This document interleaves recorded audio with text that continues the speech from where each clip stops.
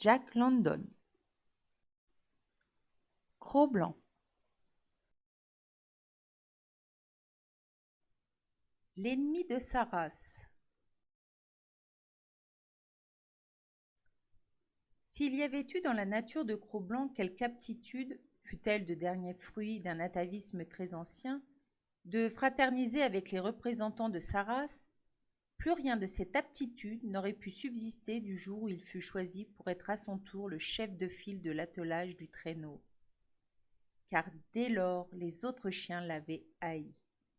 Ils l'avaient haï pour le supplément de viande que lui donnait Mitsa, haï pour toutes les faveurs, imaginaires ou réelles, qu'il recevait de l'Indien, haï parce qu'il courait toujours en avant d'eux, balançant devant leurs yeux le panache de sa queue, faisant fuir éternellement hors de leur portée son train de derrière, en une vision constante qui les rendait fous. Par un contre-coup fatal, Cro-Blanc avait rendu haine pour haine. Le rôle qui lui avait été dévolu n'était rien moins qu'agréable. Être contraint de courir avec à ses trousses la troupe hurlante dont chaque chien avait été depuis 3 ans étrillé et asservi par lui était quelque chose dont tout son être se révoltait. Il le fallait pourtant sous peine de la vie, et cette volonté de vivre était plus impérieuse encore. À l'instant où Mitsa donnait le signal du départ, tout l'attelage, d'un même mouvement, s'élançait en avant sur Cro-Blanc en poussant des cris ardents et furieux. Pour lui, pas de résistance possible. S'il se retournait sur ses poursuivants, Mitsa lui cinglait la face de la longue lanière de son fouet. Nulle ressource que de décamper à toute volée. Sa queue et son train de derrière étaient impuissants à mettre à la raison la horde forcenée devant laquelle il fallait qu'il parût fuir. Chaque bond qu'il faisait en avant était une violence à son orgueil, et il bondissait tout le jour.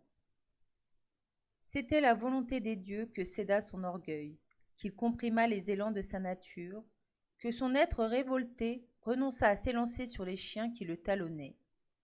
Et derrière la volonté des dieux, il y avait, pour lui donner force de loi, les 30 pieds de long du fouet mordant, en boyau de caribou. Il ne pouvait que ronger son frein, en une sourde révolte intérieure, et donner carrière à sa haine. Nul être ne devint jamais autant que lui l'ennemi de sa race. Il ne demandait pas de quartier et n'en accordait aucun.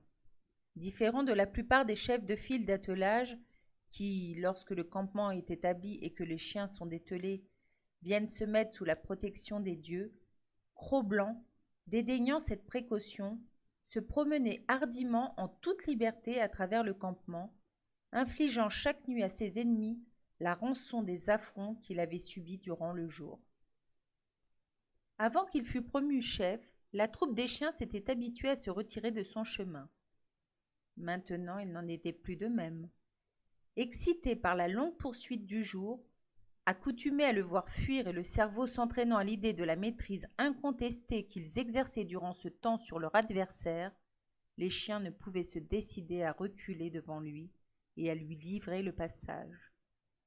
Dès qu'il apparaissait parmi eux, il y avait tumulte et bataille, grondements et morsures, et balafres mutuels. L'atmosphère que respirait Cro-Blanc était surchargée d'inimitié haineuse et mauvaise. Lorsque Mitsa criait à l'attelage son commandement d'arrêt, Cro-Blanc obéissait aussitôt, et les autres chiens voulaient se jeter immédiatement sur lui. Mais le grand fouet de Mitsa était là qui veillait et les en empêchait. Aussi les chiens avaient-ils compris que, si le traîneau s'arrêtait par ordre de Mitsa, il fallait laisser tomber Cro-Blanc. Si par contre, Cro-Blanc s'arrêtait sans ordre, il était permis de s'élancer sur lui et de le détruire si on le pouvait. De son côté, Cro-Blanc ne tarda pas à se rendre compte de cela, et il ne s'arrêta plus de lui-même. Mais les chiens ne purent jamais prendre l'habitude de le laisser tranquille au campement. Chaque soir, il s'élançait à l'attaque en hurlant, oublieux de la leçon de la nuit précédente, et la nouvelle leçon qu'il recevait était destinée à être aussi vite oubliée. La haine qu'il ressentait pour Cro-Blanc avait d'ailleurs des racines plus profondes dans la dissemblance qu'il sentait exister entre eux et lui. Cette seule cause aurait suffi à la faire naître. Comme lui sans doute, ils étaient des loups domestiqués, mais domestiqués depuis des générations.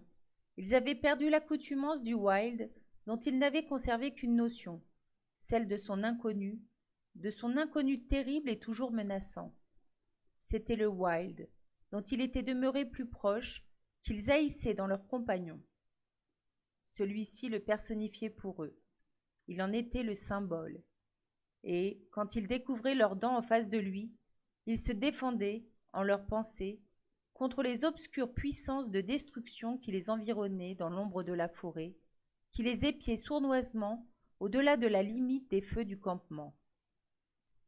La seule leçon que les chiens tirèrent de ces combats fut que le jeune loup était trop redoutable pour être affronté seul à seul. Il ne l'attaquait que formé en masse, sans quoi il les eût tous tués l'un après l'autre en une seule nuit. Grâce à cette tactique, ils lui échappèrent. Il pouvait bien culbuter un chien les pattes en l'air, mais la troupe entière était aussitôt sur lui avant qu'il ait eu le temps de donner à la gorge le coup mortel. Au premier signe du conflit, les chiens, même occupés à se quereller entre eux, formaient bloc et lui faisaient face. Pas davantage ils ne pouvaient, malgré leurs efforts, réussir à oxyre Cro-Blanc.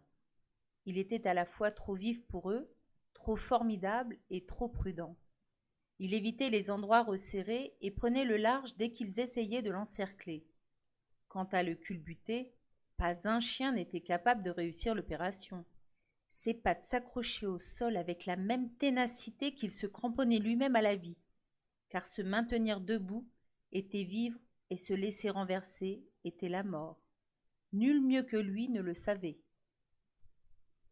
Ainsi Cro-Blanc se dressait contre ses propres frères, amolli par les feux de l'homme, affaibli par l'ombre protectrice que les dieux avaient étendue sur eux et les dominait. Il avait déclaré vendetta à tous les chiens. Et si féroce était cette vendetta que Castor Gris, tout sauvage et barbare qu'il était lui-même, ne pouvait s'empêcher d'en être émerveillé. Jamais, il le jurait, il n'y avait eu sur la terre le pareil de cet animal. Cro-Blanc approchait de ses 5 ans lorsque Castor Gris l'emmena en un autre grand voyage. Parmi les villages riverains du Mackenzie, d'où ils passèrent dans les montagnes rocheuses entre le Porcupine et le Yukon, longtemps on se souvint du carnage de chiens auquel se livra Cro-Blanc. Sur toute sa race, il s'adonna librement à la vengeance. Il y avait là des tas de chiens naïfs et sans défiance, n'ayant pas appris à déjouer ses coups rapides, à se garder de son attaque brusquée que ne précédait aucun avertissement. Tandis qu'ils perdaient leur temps en préliminaire de bataille et hérissaient leurs poils, il était déjà sur eux sans un aboi, tel un éclair qui porte la mort à l'instant même où on le voit, et il les massacrait avant qu'ils fussent seulement revenus de leur surprise. Il était, en vérité, devenu un admirable champion.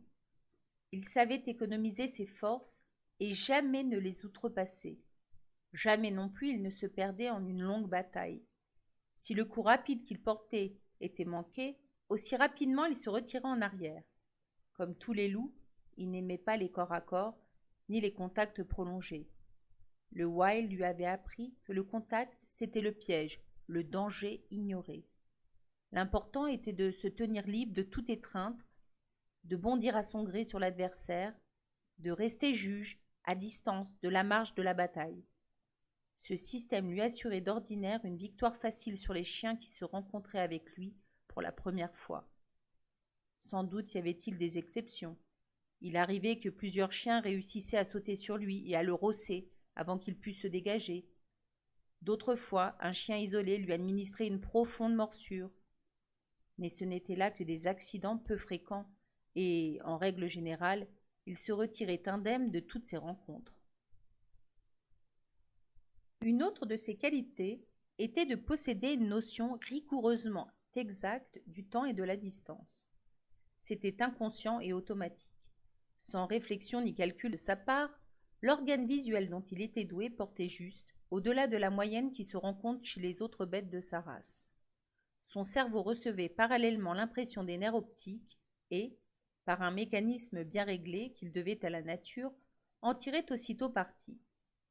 L'action suivait de près, bien réglée dans l'espace et dans le temps, et une fraction infinitésimale de seconde, nettement perçue et utilisée, suffisait souvent à assurer la victoire à Cro-Blanc. La caravane arriva durant l'été à Fort Yukon. Castor Gris, après avoir profité du gel de l'hiver pour traverser les rivières qui coulent entre le Mackenzie et le Yukon, avait occupé le printemps à la chasse dans les montagnes rocheuses. Lorsque la débâcle des glaces fut venue, il s'était construit un canot et avait descendu le courant du Porcupine jusqu'au point de jonction de ce fleuve avec le Yukon, sous le cercle arctique exactement. C'est à cet endroit que se trouve le vieux fort qui appartient à l'Hudson Bay Company. Les Indiens y étaient nombreux, les provisions abondantes, l'animation sans précédent. C'était l'été de 1898. Des milliers de chercheurs d'or étaient venus aussi jusqu'au Yukon, se dirigeant vers Dawson et le Klondike. Ils étaient encore à des centaines de miles du but de leur voyage, et beaucoup d'entre eux, cependant, étaient en route depuis 1 an. Le moindre parcours effectué par eux était de 5000 miles. Beaucoup venaient de l'autre hémisphère. Là, Castor Gris s'arrêta. Une rumeur était arrivée à ses oreilles, de la course alors, et il apportait avec lui plusieurs ballots de fourrure, d'autres de moufles, d'autres de mocassins. L'espoir de larges profits l'avait incité à s'aventurer en cette longue course. Mais ce qu'il avait espéré ne fut rien en regard de la réalité. Ses rêves les plus extravagants n'avaient pas escompté un gain de plus de 100%. C'était 1000% qui s'offraient à lui. En bon indien, quand il vit cela, il installa sans hâte et soigneusement son commerce, décidé à prendre l'été entier et l'hiver suivant au besoin, pour tirer tout le parti possible et le plus avantageux de sa marchandise. Ce fut à Fort Yukon que Cro-Blanc vit les premiers hommes blancs. Comparés aux Indiens qu'il avait connus, ils lui semblèrent des êtres d'une autre espèce, une race de dieux supérieurs. Son impression fut qu'ils possédaient un plus grand pouvoir, et c'est dans le pouvoir que réside la divinité des dieux. Ce fut un sentiment qu'il éprouva, plus qu'il ne raisonna cette impression.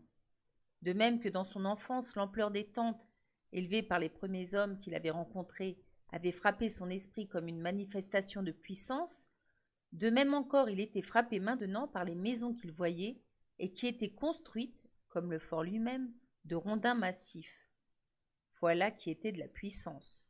Le pouvoir des dieux blancs était supérieur à celui des dieux qu'il avait adorés jusque-là, supérieur même à celui de Castor Gris, de ceux-ci le plus puissant, et qui ne semblait plus, parmi les dieux à peau blanche, qu'un petit dieu enfant. D'abord, il s'était montré soupçonneux envers eux.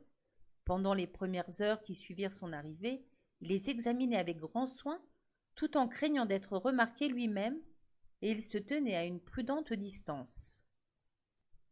Puis, voyant que près d'eux, aucun mal n'advenait aux chiens, il s'approcha davantage. De leur côté, ils l'examinaient avec une extrême curiosité. Son étrange apparence attirait leur attention, et ils se le montraient du doigt les uns aux autres.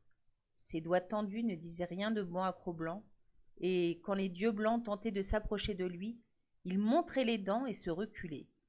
Pas un ne réussit à poser sa main sur lui, et si quelqu'un avait insisté, ce n'eût pas été sans dommage. Cro-Blanc connut bientôt qu'un petit nombre de dieux blancs, pas plus d'une douzaine, étaient fixés en cet endroit. Tous les 2 ou 3 jours, un grand vapeur, qui était une autre et colossale manifestation de puissance, accostait au rivage et demeurait quelques heures. D'autres hommes blancs en descendaient à terre, puis se rembarquaient. Le nombre de ceux-là semblait être infini. En un seul jour, Cro-Blanc en vit plus qu'il n'avait vu d'Indiens dans toute sa vie.